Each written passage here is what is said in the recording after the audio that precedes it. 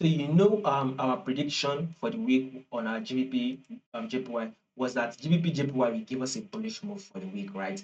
That was what we said. We did the analysis on our GBP JPY, and we said we will be expecting a bullish move for this week.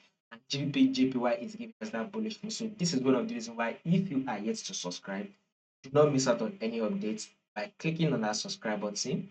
You can also stay you can also be notified once we drop an update. And in order for you to be notified once we drop an update, you need to click on the bell icon. You can also make your comment section, or you can also make your comment in the comment section. I'll also like this. Now let's take a look at what we'll be expecting for the day on our GBP JPY.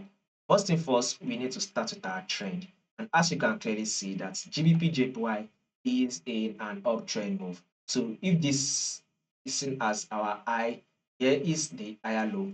All right, then here comes the higher high, and here comes this is our higher low.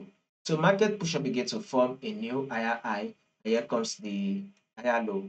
So market push up again, formed a new higher high, and here comes the higher low. So market has now given us another higher high. So our next movement on GBP is an higher low, and then a new higher high. So guys, be expecting GBP to give you a pullback anytime soon. So the pullback is going to be playing out probably this week, then another higher high will follow next. So now this is it.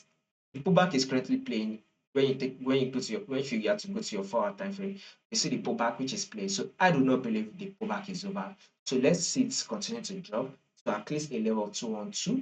And within our London section, once the market opens, we will be looking between our London section and New York section. If a buy setup will likely play out within those sessions, if the buy setup plays out within those sessions, then we can now go ahead and take the buy. So above all, the full bigger picture on our GBP JPY is an uptrend move, but there is a minor movement currently going on, which is a downtrend move. So subscribe in order for you to know, in order for you not to miss out on any updates.